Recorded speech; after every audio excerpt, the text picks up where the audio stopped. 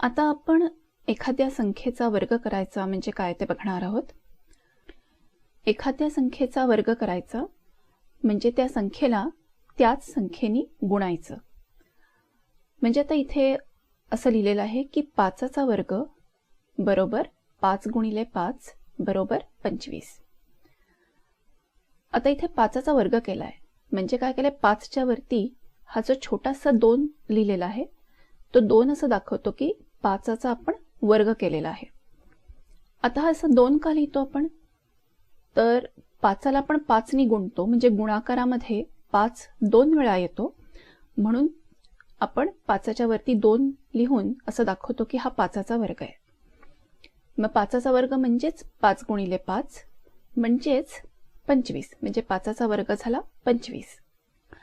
आता इथे आपण नेहमीचे वापरले जाणारे वर्ग लिहिलेले आहेत, जसं की 1चा वर्ग म्हणजे 1 1 1, 2चा वर्ग 2 दुने 4, 3चा वर्ग 3 त्रिक 9, 4चा वर्ग 4 चौक 16 आणि 5चा वर्ग 25. अजून काही वर्ग आहेत, 6 6 36, 7 7 49, 8 8 64, 9 9 81 आणि 10चा वर्ग आहे 10 10 100. आता या ज्या सर्व संख्या आपण पाहिल्या 1 4 9 16 25 वगैरे, या सगळ्या झाल्या वर्गसंख्या. आता आपण नेहमी या वर्गसंख्या कुठे बघतो, तुम्ही जेव्हा पाढे बघता त्यावेळेला या वर्गसंख्या अशा तिरक्या दिसतात. इथे मी दाखवलेत ना 1 4 9 16, आणि जर पुढे गेलं तर असंच 25 36, अशा ज्या तिरक्या रंगेमध्ये दिसत आहेत या सगळ्या आहेत त्या वर्गसंख्या आहेत. आता समजा या वर्गसंख्यांचे मी ठिपके काढायचे ठरवले. आता समजा मी 1चा वर्ग 1 इथून सुरुवात केली आणि आपण रांगोळीचे ठिपके देतो ना, तसे समजा ठिपके सुरू केले. तर आता हा पहिला झाला 1चा वर्ग 1, आणि मग 2चा वर्ग झाला 4, आणि 3चा वर्ग झाला 9. काय होतंय की तुमच्या असं लक्षात येईल की प्रत्येक वर्गसंख्या ही जर ठिपके देऊन काढली तर तिचा एक चौरस तयार होऊ शकतो. म्हणजे आता इथे मी 3चा वर्ग करताना 3चा वर्ग आहे म्हणजे मी 3 उभ्या ओळी आणि 3 आडव्या ओळी असे ठिपके देणार, आणि एकूण जे ठिपके होतील तो झाला 3चा वर्ग आणि तो आहे 9, आणि 9 ठिपक्यांचा असा बरोबर चौरस तयार झालेला आहे. असंच जर पुढे तुम्ही गेलात तर 4चा वर्ग जर पाहिला तर 4 उभ्या आणि 4 आडव्या ओळी मिळून होईल 16. 5चा वर्ग दिसेल असा, 5 उभ्या आणि 5 आडव्या ओळी 25, आणि 6चा वर्ग दिसेल असा पुन्हा एकदा 36 ठिपक्यांचा बरोबर चौरस तयार झालेला आहे. आता आपण पुन्हा एकदा आपण जे 1 ते 10चे वर्ग पाहिले होते ते बघूया. तर आपण असं बघूया की वर्गसंख्यांच्या एकक स्थानी कुठले कुठले अंक येत आहेत. आता एका वर्गसंख्येच्या एकक स्थानी मला 0 दिसतोय 100 मध्ये. अजून काही ठिकाणी मला 1 दिसतोय 1 आणि 81 मध्ये. काही ठिकाणी 4 दिसतोय 4 आणि 64 मध्ये. एका ठिकाणी आहे 5 25 मध्ये. 2 ठिकाणी 6 आहे 16 आणि 36 मध्ये, आणि 9 आणि 49 मध्ये 9 आहे. तुम्ही जर 10च्या पुढचे सुद्धा वर्ग लिहिलेत, म्हणजे समजा तुम्ही 11 आणि 11चा गुणाकार केला, 12 आणि 12चा गुणाकार केला आणि सगळे वर्ग लिहिले, तर तुम्हाला लक्षात येईल की एकक स्थानी फक्त हेच अंक येतात. कोणते कोणते अंक येतात एकक स्थानी, तर कोणत्याही वर्गसंख्येच्या एकक स्थानी 0 1 4 5 6 किंवा 9 यापैकीच कुठला तरी एक अंक येतो. म्हणजेच काय, म्हणजेच याच्या बाहेरचे अंक एकक स्थानी येत नाहीत. मग आता हे जे माझ्या लक्षात आलेलं आहे याच्यावरून मला काय सांगता येईल की एखादी संख्या बघून ती वर्गसंख्या असू शकेल का नसू शकेल हे मला सांगता येईल. म्हणजे समजा आता मी म्हटलं की 127 ही संख्या वर्गसंख्या आहे का, तर इथे एकक स्थानी 7 आहे, आणि आपल्याला माहिती आहे की वर्गसंख्येच्या एकक स्थानी 7 कधीच येत नाही. एकक स्थानी फक्त 0 1 4 5 6 किंवा 9 असणार आहेत. 7 एकक स्थानी कधीच नसतो, म्हणजे 127 ही संख्या वर्गसंख्या नाही. म्हणजे काय वर्गसंख्या नाहीये हे मला खात्रीने सांगता येईल. पण काय आहे हे मात्र खात्रीने नाही सांगता येईल, असू शकेल एवढंच सांगता येईल. म्हणजे कसं, तर उदाहरण म्हणून आपण 121 पाहूया. आता इथे आहे एकक स्थानी 1. एकक स्थानी 1 आहे म्हणजे ही संख्या वर्ग संख्या असू शकेल. असेलच असं नाही, पण असूही शकेल. कारण एकक स्थानी 1 असेल तर उदाहरणार्थ 81 ही वर्ग संख्या आहे, पण 11 ही वर्ग संख्या आहे का? नाही. त्यामुळे एकक स्थानी 1 असेल तर वर्ग असू शकेल, पण असेलच असं नाही. तर वर्ग आहे का नाही हे कसं बघायचं हे आपण पुढच्या धड्यात शिकू. पण मला इथे बघून असं एवढं तरी सांगता येईल की वर्ग असू शकेल. आता पुढची संख्या आहे 143. एकक स्थानी 3 आहे म्हणजे ही संख्या नक्कीच वर्ग संख्या नाहीये, कारण वर्ग संख्येमध्ये एकक स्थानी 3 येत नाही. आता पुढची संख्या 144. एकक स्थानी 4 आहे म्हणजे पुन्हा एकदा ही संख्या वर्ग संख्या असू शकेल. नक्की आहे का हे शोधायला आपण नंतर शिकू, पण ही असू शकेल. आपण आता हे जे पाहिलं की एकक स्थानी कुठला अंक येतो म्हणजे संख्या वर्ग संख्या आहे का नाही, त्याच्यात आपण जरा अजून जास्त शिकणार आहोत. म्हणजे कसं की आता तुम्ही बघितलं की एकाचा वर्ग आहे 1 आणि 9चा वर्ग आहे 81. म्हणजे एखाद्या संख्येच्या एकक स्थानी जर 1 किंवा 9 असेल तर त्या संख्येचा वर्ग केल्यावर त्या वर्गाच्या एकक स्थानी 1 येतो. बरोबर आहे. एकाचा किंवा 9चा जर वर्ग केला तर जो वर्ग येईल त्या वर्गाच्या एकक स्थानी 1 येतो. तसंच 2चा आणि 8चा वर्ग जर पाहिलं तर एकक स्थानी येतोय 4. म्हणजे ज्या संख्येच्या एकक स्थानी 2 किंवा 8 असेल, म्हणजे 2 12 22 किंवा 8 18 28 अशा सगळ्या संख्यांचा जर वर्ग केला तर जो वर्ग येईल त्याच्या एकक स्थानी येईल 4. ज्या संख्येच्या एकक स्थानी 3 आणि 7 आहेत, आता इथे बघा 3चा वर्ग आहे 9 आणि 7चा आहे 49. त्यामुळं ज्या संख्येच्या एकक स्थानी 3 किंवा 7 आहेत त्या संख्येचा वर्ग केल्यावर म्हणजे 3 13 23 7 17 27 यांचा जर वर्ग केला तर जो वर्ग येईल त्याच्या एकक स्थानी असणार आहे 9. तसंच 4चा वर्ग 16 आहे, 6चा वर्ग 36 आहे. म्हणजे ज्या संख्यांच्या एकक स्थानी 4 किंवा 6 आहेत, 4 14 24 किंवा 6 16 26 36 या संख्यांचे जर वर्ग केले तर जो वर्ग येईल त्याच्या एकक स्थानी असणार आहे 6. आता 5चा वर्ग आहे 25.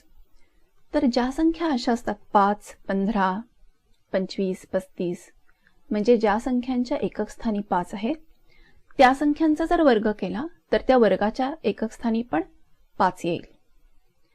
आणि इथे गंमत म्हणजे जो वर्ग येईल त्याच्या एकक स्थानी 5 येईल आणि त्याच्या दशम स्थानी 2 येईल. म्हणजे जो वर्ग येईल त्या वर्गाचे शेवटचे अंक हे 25 सारखे दिसतील. म्हणजे 5चा वर्ग 25 आहे, 15चा तुम्ही करून पहा, 15चा वर्ग येतो 225 आणि 25चा वर्ग येतो 625. म्हणजे कुठल्याही संख्येच्या एकक स्थानी 5 असेल आणि तुम्ही त्या संख्येचा जर वर्ग केला तर त्याच्या शेवटचे अंक हे 25 सारखे येतात. तसंच आता तुम्ही 10चा वर्ग बघाल 100 आहे. म्हणजे एखाद्या संख्येच्या एकक स्थानी जर 0 असेल तर त्याचा वर्ग केल्यावर पण एकक स्थानी 0 येईल. इतकंच नाही तर वर्ग संख्येमध्ये शेवटी 2 शून्य येतील. म्हणजे 10 मध्ये शेवटी 1 शून्य आणि 100 मध्ये शेवटी 2 शून्य आहेत. जेव्हा तुम्ही त्या संख्येचा वर्ग करता, जिथे एकक स्थानी 0 आहे अशा संख्येचा वर्ग करता, त्यावेळेला वर्ग केल्यावर त्या शून्यांची संख्या दुप्पट होते. म्हणजे कसं, तर 10चा वर्ग आहे 100. 10 मध्ये 1 शून्य होतं, 100 मध्ये 2 शून्य झाली. 20चा वर्ग आहे 400 आणि 100चा वर्ग आहे 10,000. 100 मध्ये 2 शून्य आहेत, 10,000 मध्ये एकावर 4 शून्य आहेत. तर वर्ग केल्यावर शून्यांची संख्या ही कायम दुप्पट होणार आहे. आतापर्यंत आपण हे जे सगळे वर्ग पाहिले ते पूर्ण संख्यांचे वर्ग पाहिले. आता आपण थोडंसं पुढे जाणार आहोत आणि अपूर्ण संख्यांचे वर्ग बघणार आहोत. आता इथे हा अपूर्णांक आहे 3/4 किंवा 3/4. आता 3/4 या अख्ख्या अपूर्णांकाचा वर्ग करायचा आहे. त्या सगळ्या अपूर्णांकाचा करायचा आहे म्हणून त्याच्या भोवती मी असे कंस टाकलेले आहेत आणि मी असं म्हणलंय की 3/4चा वर्ग करायचा, तो छोटासा 2 मला दाखवतोय की वर्ग करायचा. मग आपल्याला माहिती आहे की वर्ग करायचा म्हणजे त्या संख्येला त्याच संख्येने गुणायचं. म्हणजे इथे 3/4 ला 3/4 नी गुणायला लागेल. मग तो गुणाकार असा दिसेल. आणि आपल्याला अपूर्णांकांचा गुणाकार कसा करायचा ते माहिती आहे. अंशांचा गुणाकार करायचा आणि छेदांचा गुणाकार करायचा. म्हणजे 3 त्रिक 9 छेद 4 चौक 16 म्हणजेच 3/4 चा वर्ग झालेला आहे 9/16. म्हणजेच अंशाचा वर्ग करायचा आणि छेदाचा वर्ग करायचा. आता 2/5 चा वर्ग करायचा असेल तर कसं होईल? 2 4 2चा वर्ग 4 आणि 5 5 25 म्हणजे 4/25 हा 2/5 चा वर्ग झालेला आहे. आता समजा असा पूर्णांकयुक्त अपूर्णांक असेल तर कसं करणार? म्हणजे आता इथे लिहिलेलं आहे की 3.1/5. अशा वेळेला पूर्णांकयुक्त अपूर्णांकाचा आधी अंशाधिक अपूर्णांक करून घ्यायचा. कसं करणार? 5 त्रिक 15 अधिक 1 16 म्हणजे 16/5 हा झाला त्याचा अंशाधिक अपूर्णांक. आणि आता 16/5 ला जर 16/5 नी गुणलं तर जे काही उत्तर येईल तो झाला 3.1/5 चा वर्ग. तर अशा प्रकारे तुम्ही पूर्णांकयुक्त अपूर्णांक असेल तर त्याचा सुद्धा वर्ग करू शकता. त्याचा आधी अपूर्णांक करायचा आणि मग कुठल्याही अपूर्णांकाचा आपण वर्ग करतो तसाच त्याचा वर्ग करायचा. आता जर दशांश अपूर्णांक असतील तर त्यांचा वर्ग कसा करणार? म्हणजे 1.3 याचा वर्ग करायचा असेल तर कसा करणार? तर 1.3 ला 1.3 नी गुणायचं आहे आणि आपण कुठल्याही दशांश अपूर्णांकांचा गुणाकार करतो तसाच करायचा आहे. आणि तो जर तुम्ही करून पाहिला तर तुमच्या असं लक्षात येईल की उत्तर येणार आहे 1.69. हा झाला 1.3 चा वर्ग. 3.5 चा वर्ग करायचा असेल तर पुन्हा एकदा 3.5 ला 3.5 नी गुणायचं आहे. आणि आपण जो गुणाकार करतो म्हणजे आपण 35 गुणिले 35 करतो तसं करायचंय. 35 गुणिले 35 चं उत्तर येईल 1225 आणि 2 घरं मोजून जर दशांश चिन्ह लिहिलं तर उत्तर येणार आहे 12.25. आता आपण पुन्हा एकदा जो आपण सुरुवातीला सगळ्यात सोपा वर्ग पाहिला होता 5चा तो बघूया. 5चा वर्ग म्हणजे 5 गुणिले 5 बरोबर 25. पण आता जेव्हा आपण 5 म्हणतो तेव्हा तो कसा 5 असतो? तेव्हा तो धन 5 असतो. धन म्हणजे काय? धन म्हणजे आपण जेव्हा त्याच्या आधी काही चिन्ह लिहित नाही तेव्हा प्रत्येक संख्या ही धनसंख्या असते. आता हा जो धन 5 होता त्याच्याऐवजी जर ऋण 5 असता, ऋण 5 म्हणजे आपण वजा चिन्ह लिहितो असा 5, आणि त्याचा जर मला वर्ग करायचा असता तर मी कसा करणार? तर आपल्या व्याख्येनुसार आपण त्या संख्येला त्याच संख्येने गुणतो. म्हणजे आपण ऋण 5 गुणिले ऋण 5 करणार आहोत. आणि 2 ऋण संख्यांचा गुणाकार ही कायम धनसंख्या असते.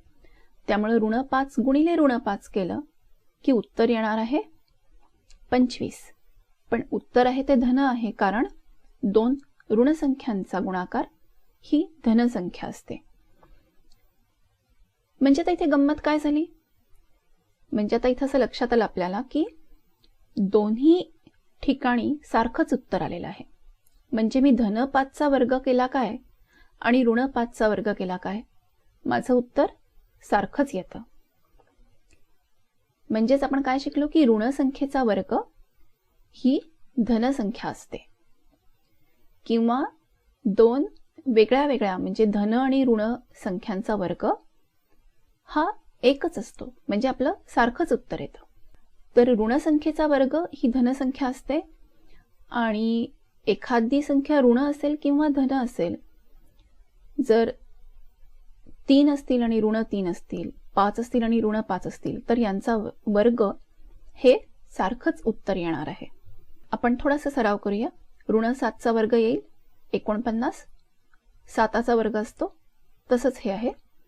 आणि ऋण 10 चा वर्ग येईल 100, म्हणजेच 10च्या वर्गासारखंच हे उत्तर आहे.